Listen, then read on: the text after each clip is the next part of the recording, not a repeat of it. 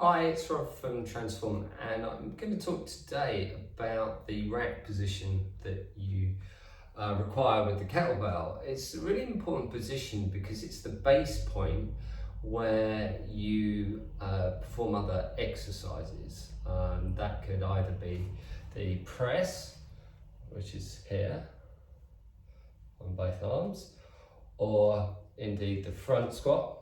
Imagine obviously I've got kettlebells, I'll get one in a minute. So you're squatting down and coming up, holding the bells in position. Now, one of the really important things about the rack position is the position of the bell. What you don't want, and I'll pick one up in a minute, is for the weight of the bell and the wrist to go into that position. So when you rack a bell, you want the wrist to be straight, but it probably feels like you're actually doing this. So the bell weight will be on the outside of the forearm.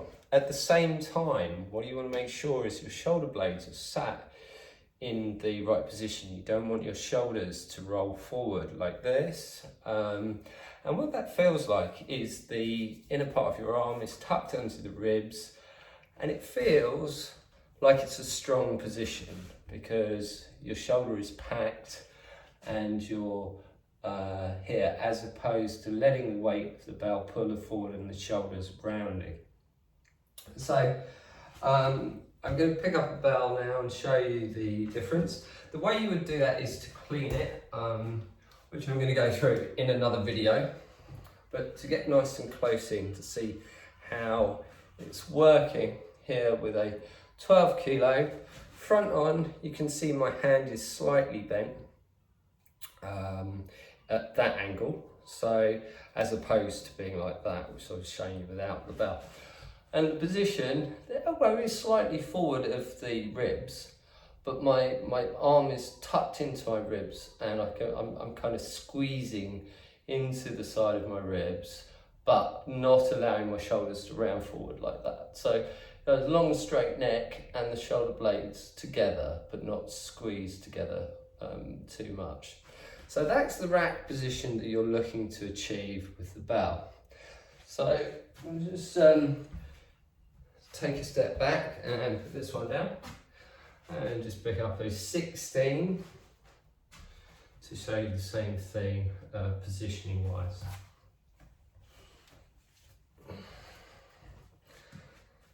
So again, you can see the angle of the fist. To go to the side, the positioning of the elbow is exactly the same. And that is how you would like to rack. Also, I'm going to show you now a rack with two bells,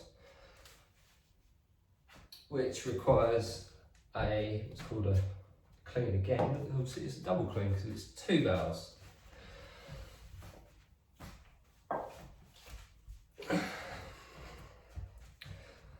So, as you can see from both sides, the positioning is pretty much exactly the same. Hand position is at that angle, and the bells on my hands are not out like that. So this obviously takes more effort to keep in position because you're doubling the weight that you're holding. I'm just going to put those down. So that is the rack position that we use in kettlebells, and I'm going to shoot another video now that links in how to get the bells into the rack position, which is cleaning the bell. Thanks for watching.